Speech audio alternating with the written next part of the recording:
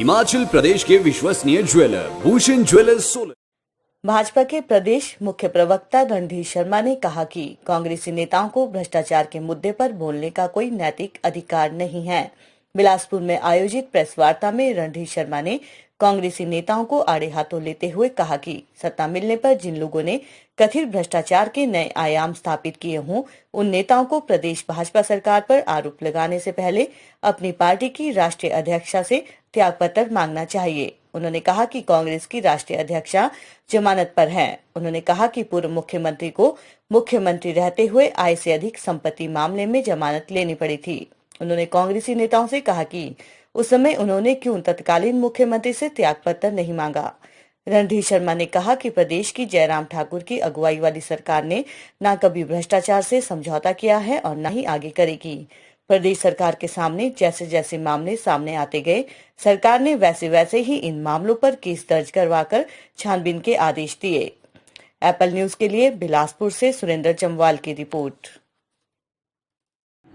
हिमाचल प्रदेश के कांग्रेस पार्टी के नेता वर्तमान हिमाचल सरकार पर लगातार निराधार आरोप लगाकर जनता को गुमराह करने का प्रयास कर रहे हैं। कहीं किसी नेता ने किसी आरोप को सत्य साबित करने के लिए ना सबूत दिए ना प्रमाण दिए, इसलिए तथ्यहीन बयानबाजी करके गुमराह करना जो उनकी आदत है, उसी को वो अभी प्रेस वार्ताओं के माध्यम से कर रहे हैं।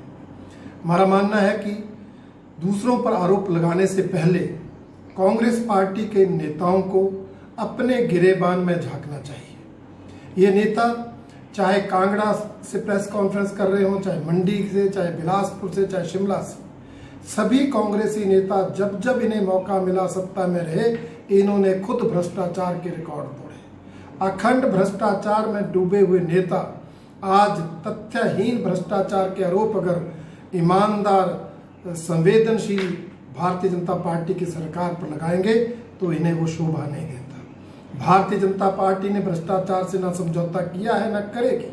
हमारी सरकार भी भ्रष्टाचार के प्रति जीरो टॉलरेंस की नीति पर कायम है।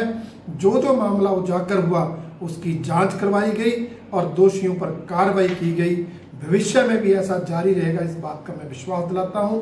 परंतु कांग्रेस पार्टी के नेताओं से पूछना चाहता हूं कि जब उनके मुख्यमंत्री आय से अधिक संपत्ति के मामलों में कोर्ट से जमानत ले रहे थे, तो क्या उन्होंने उस मुख्यमंत्री से इस्तीफा मांगा था?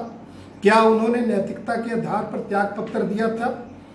क्या जो कांग्रेस पार्टी की राष्ट्रीय अध्यक्षा, उनके राष्ट्रीय नेता राहुल गांधी आज भ्रष्टाचार के मामलों में जमानत पर है?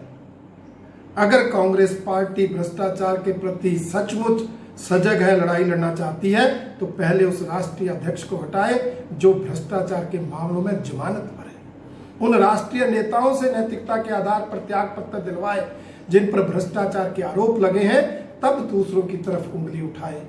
दूसरों की तरफ उंगली उठाते हैं तो 3 उंगलियां अपनी तरफ होती हैं। और कांग्रेसी नेता लगातार भ्रष्टाचार करते रहे हैं, इसलिए उनको भ्रष्टाचार के आरोप लगाना शोभा नहीं देता। भारतीय जनता पार्टी ने भ्रष्टाचार के प्रति जीरो टॉलरेंस की नीति अपनाई है और उस पर कायम रहेगी, ये हम विश्वास के साथ कहते हैं।